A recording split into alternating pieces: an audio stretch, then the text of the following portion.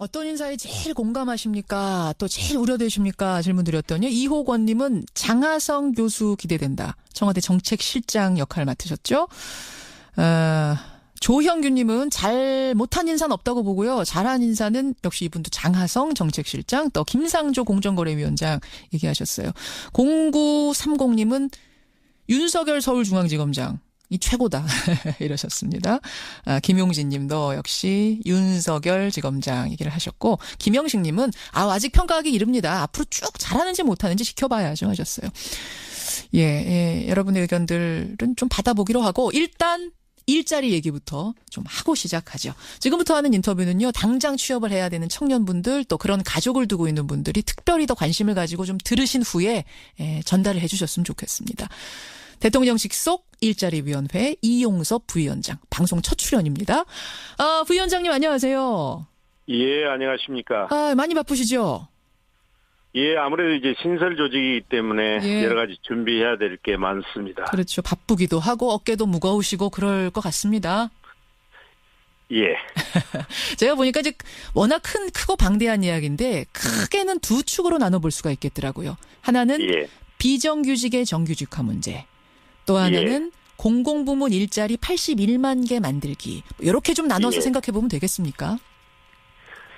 우선은 이제 일자리에 있어서 가장 중요한 건 말씀하신 대로 두 가지인데요. 하나는 일자리 양을 늘리는 것이고, 그렇죠. 두 번째는 일자리의 질을 높이는 겁니다. 그래서 일자리의 질을 높이는 것에 있어서는 비정규직을 정규직으로 전환하는 게 매우 중요한 과제고, 일자리의 양은 또 이제 또 다른 별개의 문제죠. 그렇군요. 크게 질과 양 두 가지 축. 그럼 질부터 보겠습니다. 비정규직의 정규직화. 사실은 이게 말처럼 쉬운 문제가 아니어서 과거 정부도 계속 잘 못했던 문제인데 어떤 식으로 가능할까요? 우선 이제 비정규직도 공공 부분하고 민간 부분하고 있지 않습니까? 이제 공공 부분은 대통령께서 비정규직 제로를 만들겠다 이렇게 말씀을 하셔서 지금 이제 속도가 붙었어요. 근데 실제 전체 비정규직이 한 644만인데 이 중에서 공공 부분은 12만밖에 되지가 않습니다. 그렇기 때문에 민간 부분이 훨씬 더 중요한 의미가 있는 것이죠. 다만 이제 공공 부분이 솔선수범해서 성공 모델을 만들면 이 민간 부분의 마중물 역할을 할 수 있다는 점에서 의미가 큽니다. 그래서 우리가 이제 민간 부분의 비정규직 대책으로는 그 인센티브하고 페널티를 함께 가지고 가려고 그래요. 그래서 우선 상시 지속적인 업무나 생명과 안전에 관한 업무는 이제 앞으로 비정규직 사용을 못하도록 파견 기간제법 등을 이제 고치려고 생각을 하고 있고요. 어떤 업무하고 어떤 업무라고 하셨죠, 지금? 이게 이제 상시적으로 지속적인 업무는 비정규직이 필요 없지 않습니까? 임시직이라고 하면 모르지만. 그리고 또 국민의 생명과 안전에 관한 업무. 이건 중요하기 때문에. 그리고 두 번째는 대기업이 비정규직 상한 비율을 초과하게 되면 이 비정규직 고용부담금을 부과하는 방안. 이건 이제 페널티죠. 반면에 이제 인센티브로는 기업이 비정규직을 정규직으로 전환하면 현재 이제 정규직 전환 지원금을 올 60만 원 지급하고 있어요. 이걸 좀 이제 확대하려고 생각을 하고. 그리고 또 하나는 이제 비정규직으로 전환하더라도 임시적으로 하는 일 같은 데는 비정규직이 남아 있을 수밖에 없거든요. 그렇죠. 이제 이분들 처우를 개선하기 위해서 차별금지 특별법도 만들고 이제 동일임금 노동에 대해서는 동일임금을 적용하겠다는 이런 원칙도 만들어가려고 생각을 하죠. 비정규직의 상한선을 둬서 그거 넘으면 벌금 낸다. 이 상한선은 어느 정도로 생각하고 계세요? 이제 이걸 뭐 우리 위원회에서 논의를 해야죠. 지금은 이제 아직 나와 있는 건 전혀 없고요. 구상은. 이제 우선은 실태조사가 먼저 이루어져야 될 것입니다. 그 회사의 특성마다 다 다르지 않겠습니까? 그렇죠. 주로 이제 아까 얘기한 것처럼 상시 지속적인 업무를 하거나 생명이나 안전에 관한 이런 이제 회사의 경우에는 비정규직 필요성이 상대적으로 적고 또 이제 일 자체가 이렇게 딱딱 기간적으로 끊어지는 일 같은 경우에는 비정규직의 필요성이 있을 테고 그러기 때문에 그 상한선은 현장 실태 조사를 통해서 심도 있게 논의해서 합리적으로 결정을 하겠습니다. 알겠습니다. 지금 다 이제 취지가 좋다 이런 문자들을 많이 보내주고 계시는데 이제 문제는 기업 쪽에선 좀 부담이 될 수 있을 것 같아요. 이게 정규직 수 늘어나고 또 최저임금도 올린다고 했는데 그렇게 되면 기업들 부담이 커져서 당장은 일자리 느는 효과, 질 좋은 일자리 느는 효과가 있을지 몰라도 장기적으로는 신규 채용 줄어들고 특히 중소기업들은 상당히 어려워지는 거 아니냐. 좀 장기적으로 보면은 이거 더 위축되는 거 아니냐. 어떻게 보세요? 그렇습니다. 이제 실제 대기업들의 경우에는 지금 뭐 최저임금 적용받는 근로자들이 별로 없기 때문에 부담이 적고요. 그리고 비정규직을 정규직으로 전환하는데도 상대적으로 어려움이 적을 것입니다. 근데 지금 말씀하신 것처럼 이제 자영업자들, 영세, 중소, 상공인들 이런 분들은 어려움이 많이 있어요. 그래서 그분들에 대해서는 저희가 보완 장치를 가지고 가려고 그럽니다. 그러니까 소상공인들에 대해서는 뭐 세금 감면을 해준다든지 최저임금을 올리면 이제 그 노무비 올라간 걸 납품 단가에 연동을 시켜준다든지 그리고 뭐 카드 수수료를 내려드린다든지 사회보험료를 지원한다든지 이런 조치를 함께 가지고 가서 중소상공인들의 부담을 덜어드리려고 노력은 하겠습니다만 그래도 뭐 부담이 약간 늘어날 수는 있죠. 그럴 수 있죠. 그것도 같이 짊어지고 가야 되는 문제라고 생각하세요? 그렇습니다. 기업과 사회가. 대기업들도 너무 우리 자율성 무시하는 거 아니냐, 너무 규제하는 거 아니냐 이런 반발할 수 있는데. 근데 이제 미시적으로 보면 그런 문제가 있지만 전체 근로자 한 1950만 중에서 한 33% 640만이 비정규직이거든요. 근데 우리가 정규직, 대기업의 정규직 봉급을 100이라고 했을 때 중소기업의 비정규직은 35밖에 못 받습니다. 그렇기 때문에 인간다운 생활, 최저 생활도 안 되기 때문에 그런 차원에서 접근을 해야 된다고 봅니다. 정규직들이 조금 내놓아서 자기 것을 좀 내놓아서 비정규직과 나눈다 뭐 이런 의미로 생각하면 될까요? 그래서 상대적으로 여유 있고 있는 분들이 배려해서 저는 이 문제는 결국은 사회적 대타협으로 가야 된다고 봐요. 그렇게 보세요. 그러기 위해서 일자리위원회가 만들어진 거고요. 그래서 일자리위원회에는 각 이제 이해관 단체가 다 참여했습니다. 노동자 쪽에서도 세계단체가 참여하고 사용자 쪽에서도 세계단체가 참여하고 여성, 청년, 노인 이런 이제 분들이 다 대표성 있게 참여하기 때문에 거기서 대화와 협의를 통해서 대타협을 이루어 가야죠. 알겠습니다. 이제 그 부분이 질적인 문제, 비정규직의 정규직화 문제였고 이제 거기는 당근과 채찍 다 쓰겠다. 민간기업도 하게 하겠다 이 말씀이셨어요. 또 한 가지가 양적인 부분. 일단 공공부문의 일자리를 81만 개 창출하겠다. 이게 큰 공약이었는데 이 얘기 듣고 9430님이 이런 문자 주셨어요. 취지는 좋은데 앞으로 세금 많이 늘어나겠네요 하면서 눈물 두 줄기를 보내주셨는데 좀 많은 분들이 걱정하는 것도 바로 이 부분. 예산은 어떻게 할 거냐, 돈 문제 어떻게 해결하실 거냐 이 부분이거든요. 어떻게 보십니까? 근데 이제 세금 걷어서 뭐 공공부문의 일자리 늘리는 건 누가 못하겠습니까? 그렇죠. 이제 국민들께서 걱정하실 필요 없습니다. 세금 생각한 만큼 그렇게 많이 늘어나지 않고요. 우선 공공부문 81만 개란 게 세 가지 유형이거든요. 지금 이제 세금이 들어가는 그 공무원은 국민의 안전과 치안 이런 복지와 관련된 공무원 일자리는 17만 4천 개입니다. 그리고 나머지는 사회복지 서비스 그러니까 보육이랄지 요양이랄지 장애인 공공의료 이런 쪽이 이제 34만 개고요. 그 나머지는 이제 근로시간을 단축한다든지 현재 애주를 뒀던 것을 직접 고용으로 한다든지 이런 게 이제 30만 개입니다. 그렇기 때문에 저희가 이제 앞으로 그 각종 지침이나 이런 것 만들 때 그 재정에서 그리고 세금이 많이 늘어나지 않도록 배려를 할 테니까요. 그건 크게 걱정 안 하셔도 됩니다. 다른 데서 끌어올 돈이 있을까? 한 10조 원 정도가 지금 든다는 걸로 알려져 있는데 10조 원 정도는 이제 추경 얘기고요. 추경을 한 10조 원 정도 편성한다는 거고 공공부문 일자리 81만 개 늘리는 데는 우리 대통령께서 후보 시절에 약 한 21조 정도 든다고 말씀을 하셨죠. 그렇군요. 거기 추경이 그중에 이제 10조 원이 되는 것이고. 21조 원 끌어올 방법은 있겠습니까? 세금 안 올리고?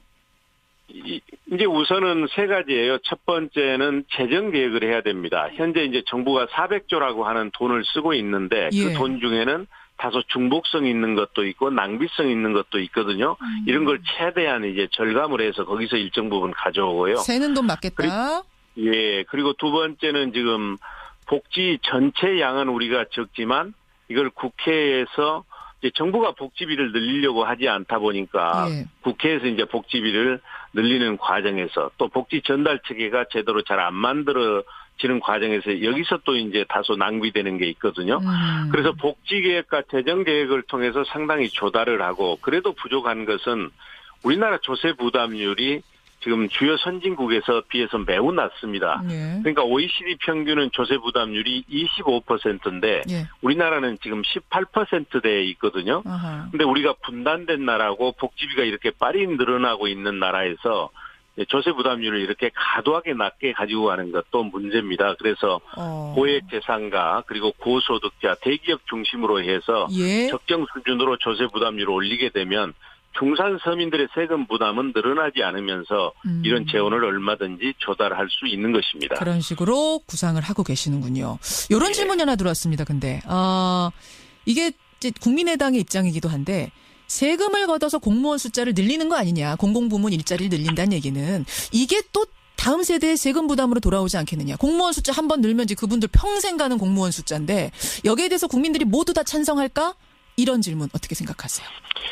근데 이제 지금 공무원이 적정 수준으로 가져야 되거든요. 지금 우리나라 공무원 수는 턱없이 이제 낮은 수준이라서 정부가 국민의 생명과 재산을 지키는 안전 분야나 예. 이 국민의 삶의 질 향상과 밀접한 돌봄 서비스, 보육 서비스, 요양 서비스 이런 분야에서 제대로 국민들을 못 모시고 있는 겁니다. 아니 국민들 그냥 언뜻 생각하기에는 공무원 너무 많은 거 아니야? 뭐 이런 생각하시는 분들 많은데 모자른 건가요? 그게 우리나라 공무원 수가 많냐 적냐는 다른 나라하고 비교를 해봐야 되는데 예. 지금 공공부문 일자리 비중을 보면 OECD 국가는 평균 21.3%예요. 예. 그러니까 전체 일자리 중에서 민간 부분에서 한 79%를 만들고 공공 부분에서 21%를 만든다는 얘기입니다. 예. 그럼 우리나라는 얼마나 많느냐? 우리나라는 거기에 3분의 1밖에 안 되는 7.6%가 공공 부분의 일자리입니다. 그렇기 때문에 공공 부분을 적정 수준으로 가지고 가는 게 필요하고요. 그리고 생각해 보십시오. 지금 일하고 싶은 사람들이 예. 수없이 많은데도 시장이나 기업이 일자리를 충분히 제공하지 못하고 있지 않습니까? 알겠습니다. 일단 공공부문이 예. 품어야 된다 이런 말씀하시는 거죠? 예. 선진국 경우에도 고실업 시기에는 정부가 역할을 하는 것이고요. 예. 알겠습니다. 뭐 참 이게 워낙 방대한 이야기를 짧은 시간에 다 담아낼 순 없지만 어떤 방향을 가지고 계신지 어떤 구상을 가지고 계신지 큰 틀은 오늘 이해를 했습니다. 피부로 와닿게 잘하는구나 느낌 나게 좀 잘해주세요. 예, 알겠습니다. 기대하겠습니다. 고맙습니다. 예, 감사합니다. 대통령 직속 일자리위원회 이용섭 부위원장이었습니다. 비정규직을 정규직으로 전환하면 현재 이제 정규직 전환 지원금을 올 60만 원 지급하고 있어요. 예. 이걸 좀 이제 확대하려고 생각을 하고.